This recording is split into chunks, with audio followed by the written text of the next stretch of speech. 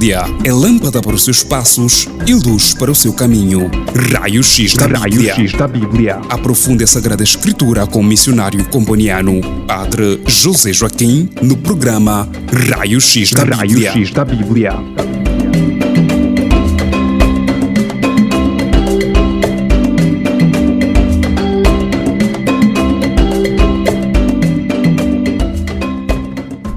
Estimados ouvintes, sejam bem-vindos a mais um programa de estudo bíblico Raio-X da Bíblia. Gostaria de começar o nosso programa de hoje recitando a oração do canto da multidão dos redimidos. O canto da multidão dos redimidos no Apocalipse 19, 6, 8. Apocalipse 19, 6, 8. Em nome do Pai, do Filho e do Espírito Santo. Amém. Louvem a Deus, o Senhor nosso Deus, o Todo-Poderoso reina. Vamos ficar alegres e contentes e vamos dar-lhe glória, pois a hora do casamento do Cordeiro chegou, a sua noiva já está pronta. E o vestido que ela usará é feito de linho finíssimo, resplandecente e puro. Amém. Em nome do Pai, do Filho e do Espírito Santo. Amém. Então, acabamos de recitar este canto da multidão dos redimidos no Apocalipse, que é um convite a louvar a Deus, a alegrar-se, a dar-lhe glória, porque a hora das bodas do Cordeiro chegou. Então, o canto dos redimidos surge do coração, do fundo do coração, porque chegou a hora das bodas do Cordeiro. O nosso tema hoje, irmãos, é o canto sacro, uma abordagem a partir de Efésios 5, 18 a 20. O canto sacro, uma abordagem a partir de Efésios 5, 18 a 20. Então, o canto sacro, irmãos, tem, digamos, a sua força pelo fato de que as bodas do Cordeiro se realizam cada dia. Se queremos retomar assim brevemente esta oração que acabamos de fazer, então é que as bodas do Cordeiro realizam-se cada dia na igreja e na vida de todo o batizado. Então, e deve brotar um canto de louvor. Então, prontos, irmãos, era uma simples introdução. Então, o canto sacro é o nosso tema hoje. É um tema muito vasto, por isso vamos abordar este tema apenas a partir de Efésios 5, 18 a 20. Como introdução a este tema, gostaria de ler o número 3 da carta encíclica do Papa Pio XII, de 1955. A carta encíclica é sobre a música sacra, não é? Carta encíclica Musicae Sacrae, Musicae Sacrae Disciplina. Então, é a carta encíclica do Papa Pio XII, em 1955. O número 3 é de fato uma boa, a meu ver, uma boa introdução para o nosso tema. Diz o seguinte, o número 3 desta carta encíclica de Pio XII: nada de admirar, pois, que o canto sacro e a arte musical também tenham sido usados, conforme consta de muitos documentos antigos e recentes, para ornamento e decoro das cerimônias religiosas, sempre e em toda parte, mesmo entre os povos pagãos. E que, sobretudo, o culto do verdadeiro e sumo Deus desde a antiguidade se tenha valido dessa arte. O povo de Deus, escapando do Mar Vermelho por milagre do poder divino, cantou a Deus um cântico de vitória. E Maria, irmã de Moisés, dotada de espírito profético, cantou ao som de tímpanos, acompanhada pelo canto do povo. E posteriormente, enquanto se conduzia a arca de Deus da casa de Aminadab para a cidade de David, o próprio rei e todo Israel dançavam diante de Deus com instrumentos de madeira trabalhada, cítaras, liras, tímpanos, sistros e símbolos.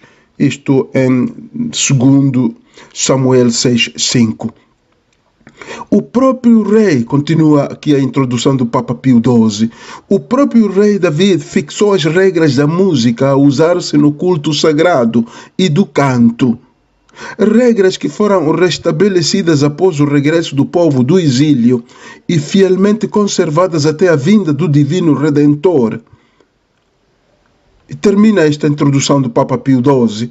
Depois que na igreja fundada pelo Divino Salvador o canto sacro desde o princípio estivesse em uso e honra, é claramente indicado por São Paulo apóstolo, quando aos Efésios assim escreve: sede cheios do Espírito Santo, recitando entre vós salmos e hinos e cânticos espirituais. Efésios 5, 18 e seguintes. Então, assim termina esta introdução do Papa Pio XII na sua carta encíclica Música Sacra Disciplina, no número 3, termina mesmo citando o nosso texto, o texto que vamos estudar hoje. Sim, o texto que vai ser a base do nosso estudo hoje. Efésios 5, 18 a 20, diz o seguinte, vamos ler os 3 versículos. Não vos embriagueis com vinho, que é uma fonte de libertinagem, mas enchei-vos do Espírito. Recitai entre vós salmos, hinos e cânticos espirituais. Cantai e celebrai de todo o coração os louvores do Senhor. Rendei graças sem cessar e por todas as coisas a Deus Pai, em nome de nosso Senhor Jesus Cristo. Então, esta é a palavra extraída da carta aos Efésios, capítulo 5, 18 a 20, o nosso texto base de hoje. Como de costume, vamos apoiar-nos no texto grego, o texto em que foi escrito esta leitura que acabamos de proclamar agora. Vamos apoiar-nos no texto grego, porque ele esconde alguns significados que, se calhar, o texto em português não é capaz de o revelar. Então, vamos apoiar-nos, como temos feito também nos outros estudos, vamos apoiar-nos no texto grego. Então, primeiro, aqui encontramos partindo do versículo 19, tomando como um versículo central, porque são 3 versículos, 18, 19 e 20. Nós vamos tomar o versículo central, o 19. Então, começa com esta palavra, recitai. Recitai. Em grego diz-se recitar é laleo. Laleo. O laleo designa o ato de recitar salmos, mas em voz alta. Laleo diz aí, recitai entre vós salmos, hinos e cantos espirituais. Então, este laleo, recitar, designa o ato de proclamar salmos em voz alta. A recitação dos salmos não era feita em silêncio na igreja primitiva, nem mesmo no Antigo Testamento entre os hebreus. A recitação dos salmos não era feita em silêncio, não era feita em voz baixa sequer, mas sempre em voz alta. Laleo tem a ver com a voz, com a boca, com a língua. É um recitar de forma audível. E por que os israelitas nunca recitavam os salmos, digamos, em voz baixa? Sempre o faziam em voz alta. Porque, diziam eles, o nosso Deus é grande, não pode ficar escondido. Yahweh, nosso Deus, deve ser conhecido. Então, por isso é que também durante os momentos de oração, momentos litúrgicos, a recitação era feita sempre em voz alta. E esta ideia manteve-se também na igreja primitiva, não só no Antigo Testamento, no templo, na sinagoga, nos lugares de reunião e de oração litúrgica, mas isto também passou para a igreja primitiva no Novo Testamento. Para os cristãos, o Senhor Jesus era Rei e Messias. Devia ser proclamado em voz alta. A sua palavra devia ser proclamada em voz alta para que todos a conhecessem. Então, quando se recitavam também os cânticos no Novo Testamento, na igreja primitiva, também ali era em voz alta. Então, este é o primeiro ponto a considerar no nosso estudo bíblico, partindo do termo laleo, quer dizer recitar, então que era feito, esta recitação era feita. Primeiro eram os salmos que eram recitados, não era outros textos. Os salmos, sobretudo, eram recitados nunca em silêncio, nunca em voz baixa, sempre em voz alta. Segundo ponto, partindo sempre do nosso texto, diz: recitai entre vós hinos e cânticos espirituais. Estamos no versículo 19, não é? Versículo 19 do capítulo 5 da carta aos Efésios. Recitai. A segunda palavra que vamos estudar, depois de recitai, é entre vós. Diz: recitai entre vós. Pode ser traduzida, e esta palavra entre vós, reautois, é o termo grego, reautois. Pode ser entre vós, mas é também uns para com os outros.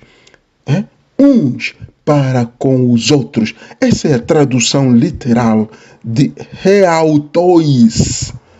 Entre vós, que nossas Bíblias em português traduzem recitai entre vós. Mas se olharmos para o texto grego, diz recitai uns para com os outros. Agora, aqui há uma alusão à prática de recitar um salmo para consolar, para exortar e até para repreender o outro através do salmo. Aqui há uma clara alusão a essa prática da religião do povo de Israel, mas também na igreja primitiva.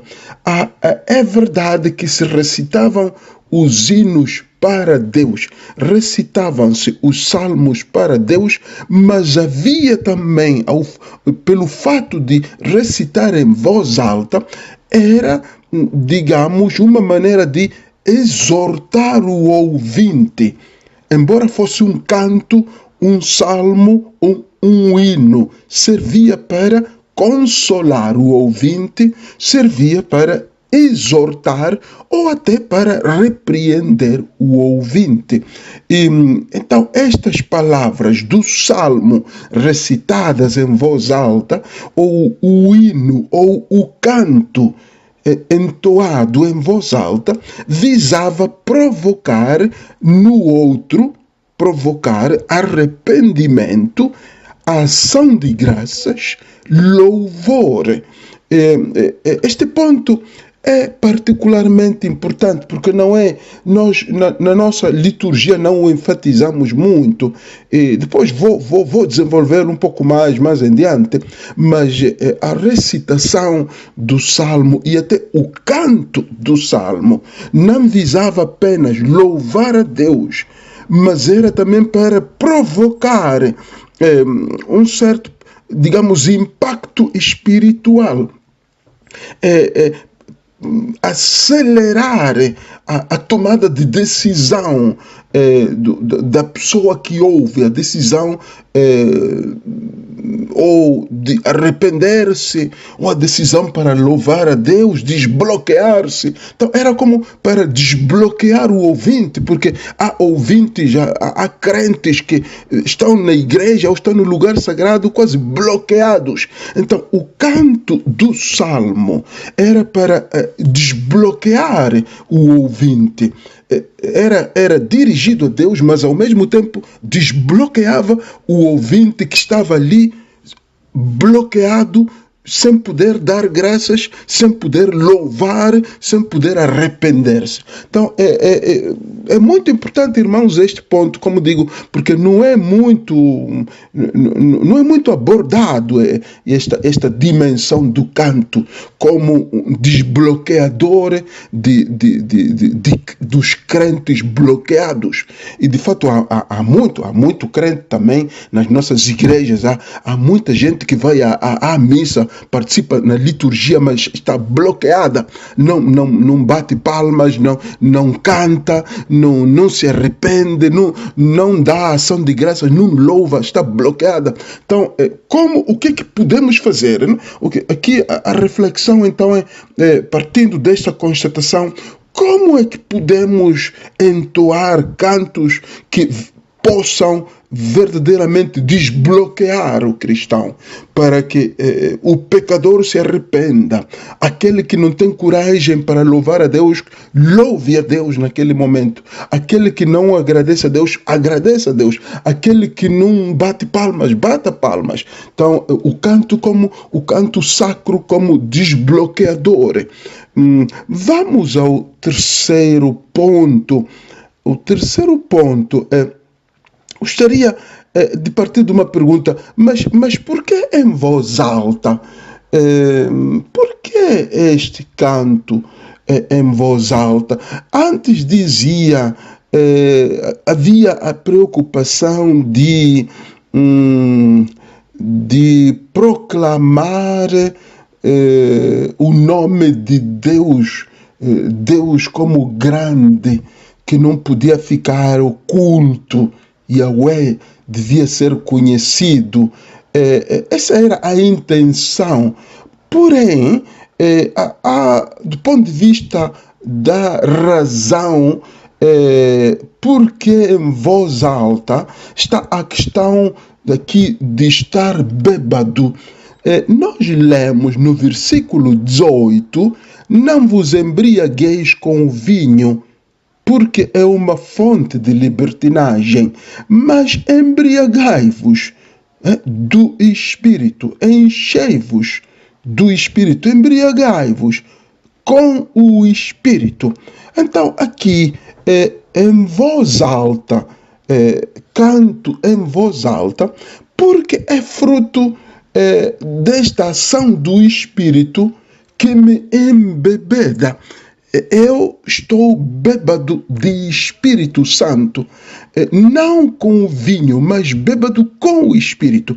Então, o bêbado, ele vai cantar em voz alta, mas não porque bebeu vinho, mas bebeu Espírito Santo de Deus.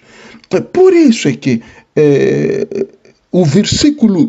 este versículo 18, não é? O versículo anterior ao 19, versículo 18, diz: não vos embriagueis com o vinho, porque é uma fonte de libertinagem, mas enchei-vos do Espírito. Depois vai dizer: recitai entre vós salmos, hinos e cânticos espirituais. Então, estes cantos deveriam ser recitados, como dizia, em voz alta, porque são, digamos, o resultado deste estar bêbado de Espírito, bêbado, embriagado com o Espírito. No Antigo Testamento, tínhamos canto de adoração, profecia e testemunho.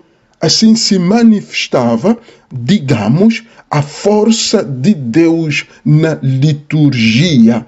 Canto, adoração naquele momento, depois a profecia, depois o testemunho. Então, era a força de Deus Pai que movia o crente, primeiro a adorar, segundo a ser profeta, terceiro a testemunhar. Se vamos ao Novo Testamento, encontramos digamos, o mesmo resultado desta força do Espírito que Paulo chama de embriaguez. No Novo Testamento temos o mesmo. Temos o canto, a celebração da ceia, com a escuta da palavra. Temos o anúncio da palavra aos gentios, às pessoas de fora, e temos a vida no Espírito. Então, aqui há manifestações digamos, do cristão bêbado de Espírito Santo. O cristão bêbado de Espírito Santo canta, depois o cristão bêbado de Espírito anuncia a palavra e vive no Espírito. Abraça a vida no Espírito. Então, em voz alta, porque o cristão está bêbado de Espírito e este Espírito leva-o a cantar, depois a anunciar e, por fim, a viver no Espírito.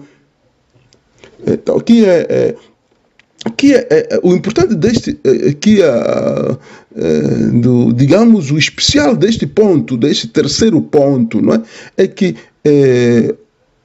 o canto em voz alta dá força, deixa em mim força e vontade para anunciar a palavra, força e vontade para viver no Espírito, para abraçar uma vida no Espírito.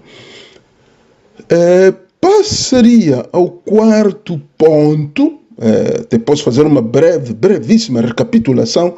No primeiro ponto foi o laleo, o ato de recitar em voz alta. Segundo ponto foi a questão dos uns para com os outros, recitar os salmos ou até cantar os salmos uns para com os outros, e dizíamos aqui, é onde falamos da força que o canto tem para desbloquear o crente. No terceiro ponto, aprofundávamos que o canto, porque o canto em voz alta, dizíamos porque é fruto da, digamos, bebedeira, da bebedeira no espírito, e o cristão bêbado de espírito canta em voz alta e anuncia a palavra e, por fim, vive no espírito. Último ponto nesta primeira parte, último ponto aqui é os objetivos principais desta recitação e canto dos salmos. Aqui diz, voltar sempre ao nosso versículo, recitai ou cantai entre vós salmos, hinos e cânticos espirituais. Mas qual era o objetivo? Há dois objetivos. Aqui. O primeiro é o louvor a Deus, a adoração, a súplica, a ação de graças, mas havia outro objetivo que era o de reforçar a educação dos pais, reforçar os conselhos dados pelos pais aos filhos. Gostaria de esclarecer melhor este ponto. Dois objetivos tinha esta recitação ou canto de salmos ou de hinos. O primeiro era aquele dirigido a Deus,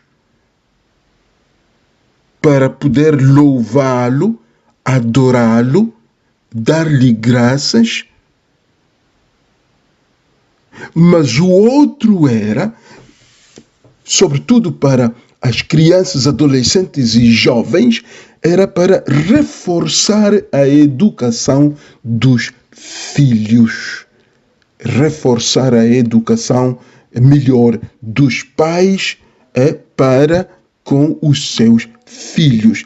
Por isso é que os pais levavam, também na tradição de Israel, no Antigo Testamento, os pais levavam os filhos à sinagoga para ouvirem a recitação dos salmos, para ouvirem os cantos dos hinos e dos salmos e para aprenderem a recitá-los. O canto dos salmos, também na igreja primitiva, funcionava como uma educação na piedade para as crianças, jovens e adolescentes. Os salmos introduziam e mantinham os filhos nas coisas espirituais. Então aqui a importância de cantar bem para que as crianças que estavam na assembleia litúrgica ou os jovens que estavam a participar naquela assembleia litúrgica possam captar a mensagem e fortalecer-se e reforçar os bons conselhos que recebiam em casa por parte dos seus pais. Então, esta segunda componente, este segundo objetivo também é de sublinhar, porque é daqueles pontos que também não é muito abordado nas nossas paróquias, nas nossas igrejas, a função, esta dupla função do canto. Louva a Deus, adora a Deus com o canto, suplica a Deus, dá graças a Deus. Este é um objetivo. Mas este segundo, que é educativo, que é para educar a juventude, educar os adolescentes, educar as crianças, como um reforço dos bons conselhos que eles já recebem em casa. Então, oxalá assim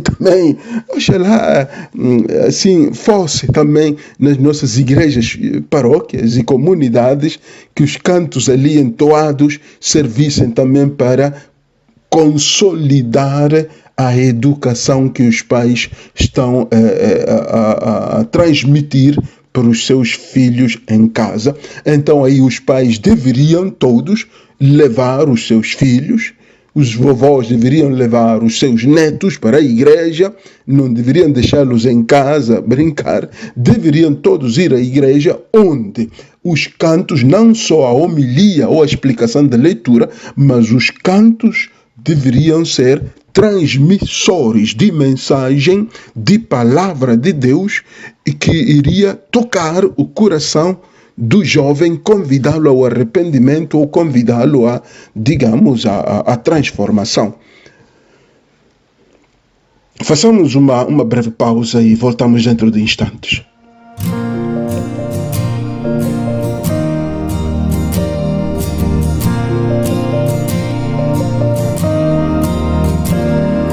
Quero transformar numa canção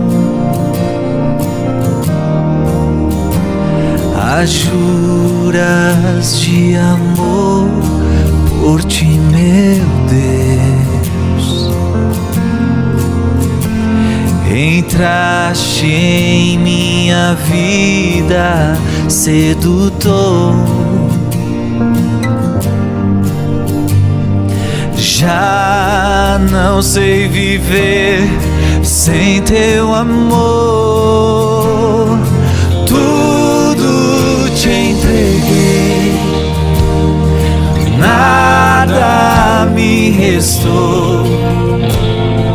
Livre eu fiquei para te amar, meu Deus. Tudo me pediste, nada eu te neguei. Hoje eu sou feliz assim, tenho a ti, meu Deus.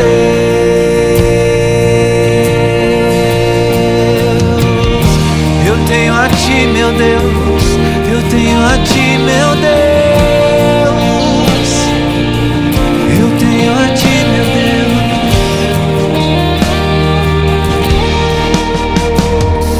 Eu quero transformar numa canção as juras de amor por ti, meu Deus. Entraste em minha vida, sedutor. Já não sei viver sem teu amor. Tudo te entreguei, nada me restou. Livre eu fiquei para te amar, meu Deus. Tudo me pediste, nada eu te neguei. Hoje eu sou feliz assim, tenho a ti, meu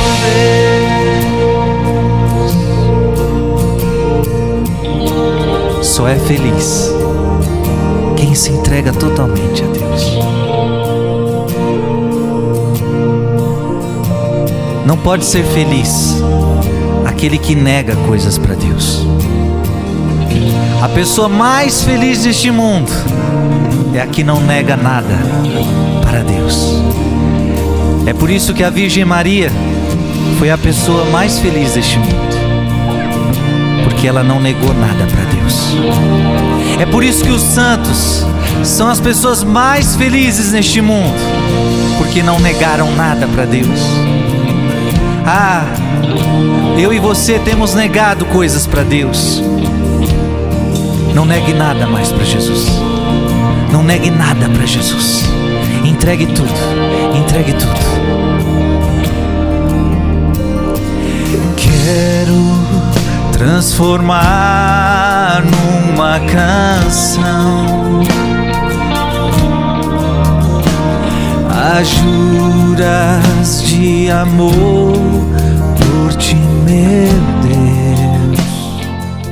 Irmãos, bem-vindos à segunda parte do nosso Raio-X da Bíblia de hoje. O nosso tema é o canto sacro. Estamos a fazer uma abordagem a partir da carta de Paulo aos Efésios, capítulo 5, 18 a 19. Já tratamos 4 pontos na primeira parte, passamos ao ponto número 5, são 8 pontos, então vamos ao ponto número 5, salmos e hinos. Diz a palavra de Deus aí, não é? Recitai entre vós salmos e hinos. Mas aqui a pergunta é: o que são os salmos, o que são os hinos? Pode ser que não esteja claro para todos, não é? Psalmoi e hymnoi, não é? Psalmoi são os salmos, hinos, hymnoi, não é? Hinos, hymnoi, psalmoi. Então, o que são os psalmoi? Os psalmoi, ou salmos, são cantos tirados do livro dos Salmos, no Antigo Testamento. Mas no Novo Testamento, psalmoi, salmos, são cantos de louvor. Qualquer canto de louvor também foi, digamos, considerado psalmoi. Mas, estritamente falando, o salmo é o canto tirado do livro dos Salmos. E o hymnoi, os hinos, o hino, hymnoi, o hino, é um canto sacro útil para dirigir-se a alguém, especialmente ao rei e a Deus. Aqui no nosso texto, o hino é o canto composto a partir dos textos bíblicos. Não é salmo. Aqui no nosso texto, no texto em que estamos a estudar, o hino não é salmo. Então, salmo é o canto tirado do livro dos Salmos. O hino é apenas um canto sacro útil para louvar a Deus, para bendizer a Deus, mas é composto a partir dos textos bíblicos, mas não é tirado do livro dos Salmos, não é um salmo. Agora, a outra pergunta e outra questão é que será que basta cantar hinos sem os salmos? Basta cantar hinos sem os salmos? Não basta. Não basta que a Assembleia Litúrgica cante só hinos, quer dizer, cantos compostos a partir da Bíblia, sem cantar os salmos. Não basta, não. Por quê? Porque os hinos não são palavra de Deus. Os hinos não são palavra de Deus. Os salmos, sim, o são. Os salmos são palavra de Deus. Por isso é que não basta cantar, há que salmodiar. Então, o cantar é reservado ao hino, salmodiar é reservado ao salmo. Então, não basta cantar, há que também salmodiar. Por isso é que diz aí o texto: cantem e salmodiem. Não se pode apenas cantar, excluindo os salmos, que são cantos bíblicos. O povo de Israel, vejam, irmãos, tinha cantos espirituais, mas, sobretudo, os salmos. Tinha cantos espirituais, mas, sobretudo, os salmos era o canto do povo de Israel.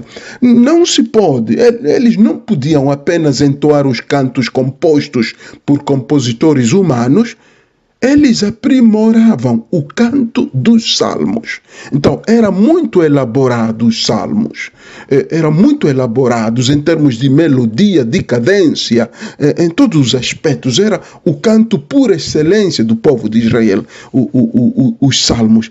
Não bastava cantar melodias bonitas. Eles encontravam um espaço, reservavam um espaço ao canto dos salmos, porque os salmos são palavra de Deus. Então, este é outro ponto, não é, a meu ver, que deveríamos também aprender dos israelitas, Para nós, o salmo nas nossas celebrações é apenas um, que às vezes, muitas vezes é recitado, mas a celebração está repleta de hinos, quer dizer, cantos. Canto de entrada, canto penitencial, canto de glória, canto de comunhão, canto de ofertório. Há muitos cantos, mas o salmo é apenas um. Aqui o desafio de redescobrir o valor do salmo, partindo deste texto e partindo da tradição do povo de Israel, o papel de elaborar os salmos e até encontrar alguns salmos bem cantados com uma melodia bonita, alegre, não as melodias que sempre usamos, que são meditativas, mas até alegres, para que pudessem até servir de um canto de entrada, ou servir de um canto de ofertório, ou de, sei lá, um canto final, que é um desafio grande para a igreja redescobrir, porque o salmo de fato é muito marginalizado na nossa liturgia. Refiro-me à liturgia da Eucaristia, não me refiro à liturgia das horas, do breviário, não é? Que os religiosos, os padres, os consagrados recitam e recitam muito. Não me refiro à liturgia das horas, refiro-me à Eucaristia, onde passamos do povo de Israel, que a maioria eram salmos, e os hinos eram muito poucos na celebração.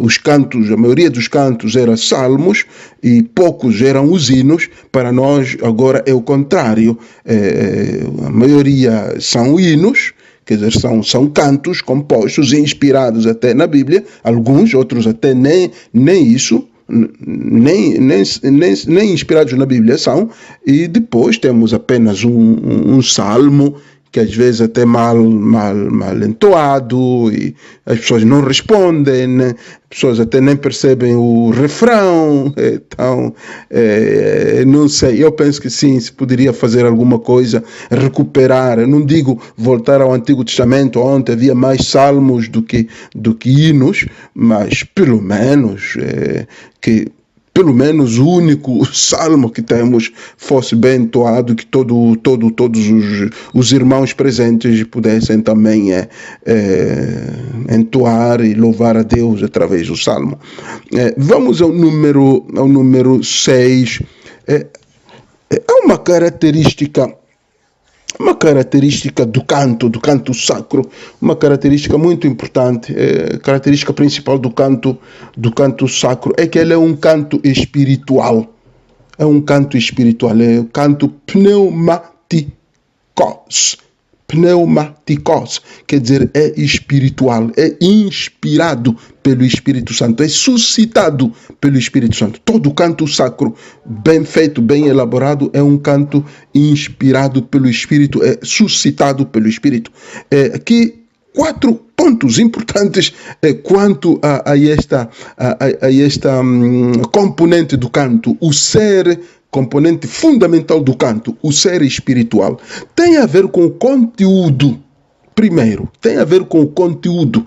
É espiritual porque o conteúdo é inspirado pelo Espírito Santo, é suscitado pelo Espírito Santo, porque o conteúdo conduz a pessoa e a comunidade que o executa à vida no Espírito. O canto espiritual é um canto que ajuda a viver na santidade.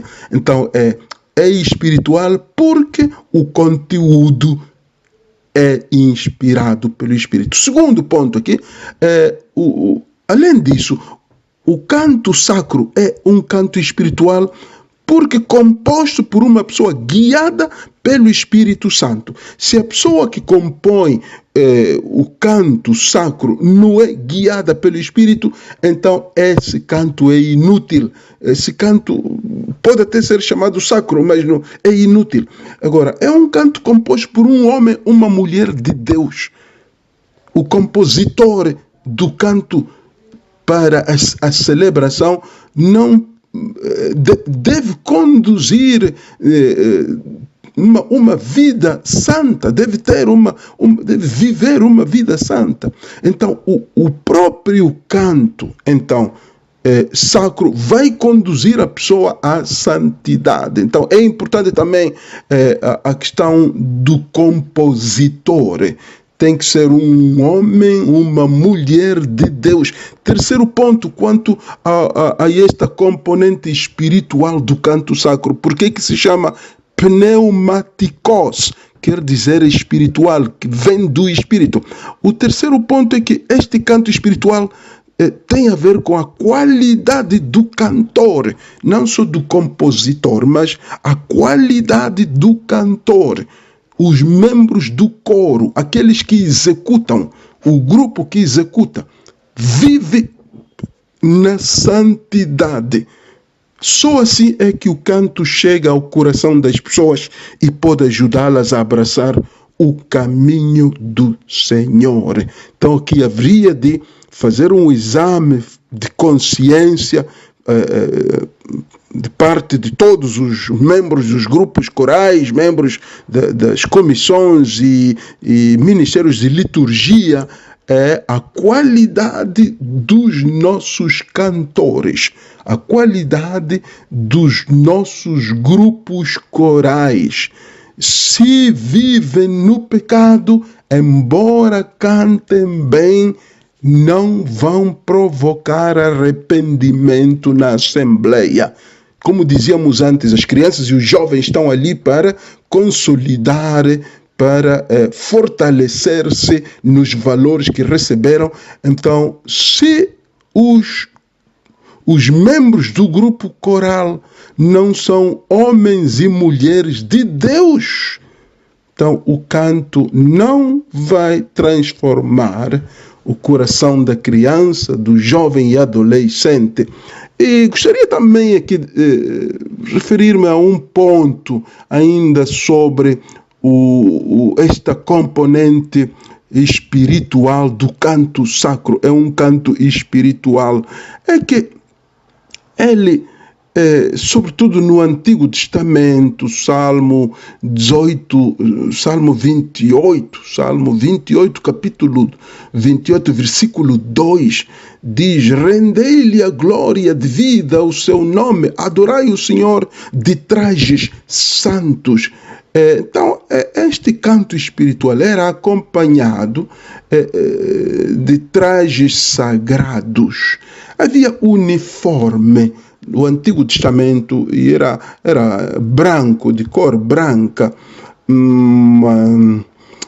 Agora, a beleza do canto sacro era acompanhado, como dizia, destes trajes santos, como diz o texto bíblico aí.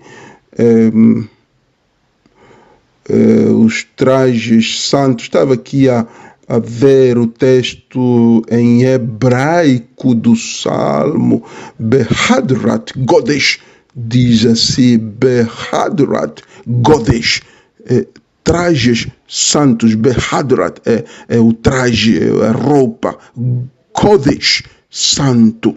Agora o Behadrat Godesh, que se perdeu muito também na nossa igreja, sobretudo na igreja católica, não é? Sim, alguns coros têm uniformes e tudo, e é bom, isso é de fato assim se fazia no Antigo Testamento, que pelo menos o coro tenha algum traje que acompanhe a beleza, digamos, a formosura da liturgia. Porém, era estendido a todos os participantes, que nós, insisto, na Igreja Católica não valorizamos isso, mas é bíblico no Antigo Testamento. A beleza dos que iam à celebração sagrada vestiam-se todos de branco, não só o grupo coral, e isto visava combinar com a beleza do altar. O altar no Antigo Testamento era muito bem preparado, não só com toalhas, mas com candelabros, com velas grandes. Era uma coisa muito, muito bonita o altar. Então, os crentes acompanhavam a beleza do altar com, digamos, com trajes santos. Eles também vestiam-se bem, mas eram todos de branco. não bastava adornar o altar, os crentes também se vestiam bem e isso dava a sensação de formosura e beleza completa. Era a beleza de Deus que era representada no altar e todos os seus adornos, mas também no vestuário dos crentes. Então, a beleza de Deus não era só no altar, como fazemos nós para a igreja, só o altar, um bocado com flores, mas os outros mal vestidos. Ali, para os israelitas, não, era toda uma combinação. Deus vestido, digamos, Deus vestido no seu altar, mas o crente também bem vestido de branco, era bonito. E ainda hoje acontece, alguém vai à Terra Santa, vai a Israel, vai ver os judeus todos vestidos de branco e louvando o seu Deus. Claro que a igreja, para evitar exageros no vestuário, também para chamar a atenção para a beleza interior, não? Para não ficar só na beleza interior, não tem realçado a questão da beleza, digamos, dos trajes santos, a questão dos trajes santos para todos, não só para o coro, mas para todo cristão. Na Igreja Católica isso é a questão digamos, a questão do traje é visível apenas nas celebrações solenes de batismo, matrimônio, crisma, pronto. Mas é bom saber isso, que o canto é espiritual, porque também era acompanhado de trajes sagrados que se consideram divinos, digamos, os trajes que as pessoas portavam para a celebração. Ponto número 7 é o penúltimo ponto. O mais importante aqui neste nosso estudo, neste discurso, é cantar com o coração. Cantar com o coração, diz o nosso texto que estamos a comentar aqui. Cantai e celebrai de todo o coração os louvores do Senhor. Cantai e celebrai. Então é importante cantar com o coração, quer dizer com todo o meu ser. Agora, Paulo, na 1 Coríntios 14:15, em vez de coração diz espírito, cantai com o espírito, salmodiar com todo o espírito, psalo, cantar, pneumati, quer dizer, com o espírito, quer dizer com generosidade na voz. Então, o espírito é aquilo que, como dizíamos antes, que me embebeda. Então, se eu estou bêbado de espírito, eu sou também generoso na voz. E eu não me deixo abalar pelos problemas e adversidades da vida. Eu canto, eu sou generoso na minha vida, embora esteja doente, embora tenha problemas, embora esteja a viver momentos difíceis na minha vida, mas eu sou generoso na voz, com a minha voz. Então, isso era o salmodiar com todo o espírito. Não é psalo, não é pneumati. Salmodiar com o espírito.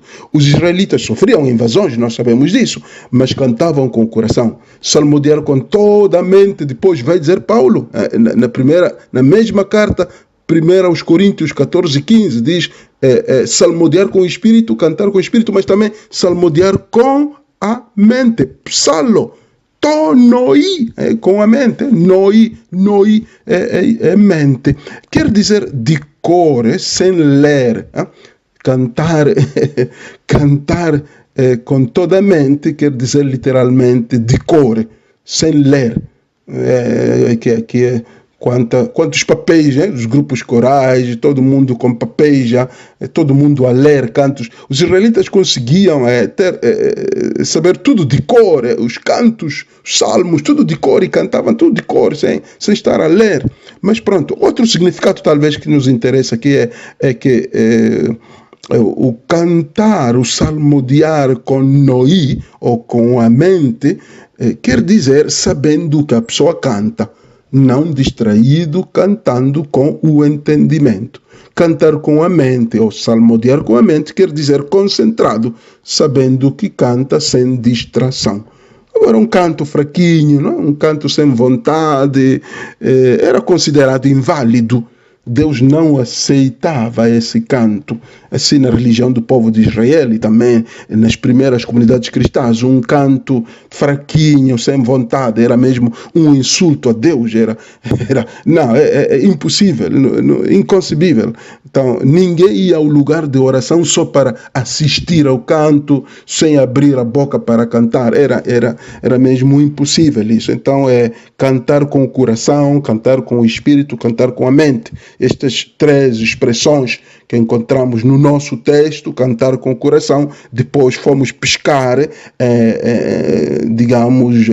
na primeira aos Coríntios 14:15, o psalotopneumati, salmodiar com o espírito, e o psalotonoi, o salmodiar com a mente, para dizer que é mesmo inválido o culto em que o canto é fraquinho, sem vontade, sem motivação, não é? Insisto, é mesmo inaceitável.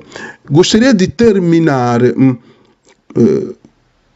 com o último ponto número 8, salmodiar para Deus. O nosso texto termina dizendo isso. O nosso texto bíblico aqui diz no versículo 19, diz: cantai e celebrai de todo o coração os louvores do Senhor, mas também no versículo 20 diz: rendei graças sem cessar e por todas as coisas a Deus Pai, em nome de nosso Senhor Jesus Cristo. Então, Deus é o destinatário. Deus é o destinatário do louvor, do canto sacro. Não para exibir a voz. Salmodiar para Deus, não para se exibir, nem para exibir a voz. O canto é para a glória do Altíssimo Deus. Deus é o destinatário do canto sacro. É como quando cantamos para uma pessoa importante, o presidente da República, um rei. A gente gosta que a pessoa importante escute bem o que cantamos, até goste da nossa música e até, se calhar, que a pessoa cante conosco, comece a cantar conosco e nos aplauda, nos reconheça. Não? O mesmo para Deus. O nosso canto deve ser aprovado por Deus, deve ser bem executado, porque Ele é o destinatário número 1 do canto. O destinatário número 1 não é o padre, não é o pastor, o destinatário não são os jovens, não é a comunidade que tem que aplaudir, não é o bispo, não é o papa. O destinatário do canto é Deus. Então, isto é muito importante e deveria ajudar-nos a prepará-lo bem, porque o canto é para o nosso Deus, não é para qualquer pessoa, não. É para Deus, o dono da nossa existência. Por hoje podemos ficar por aqui, irmãos. Então, gostaria simplesmente de convidar-vos a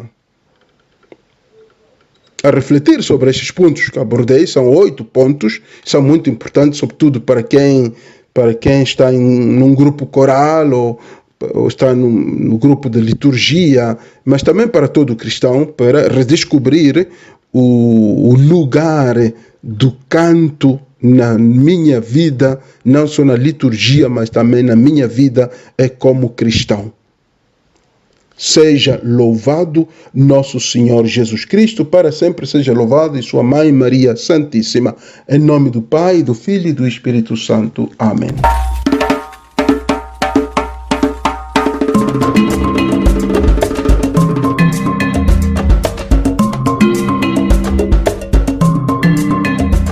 A Bíblia é lâmpada para os seus passos e luz para o seu caminho.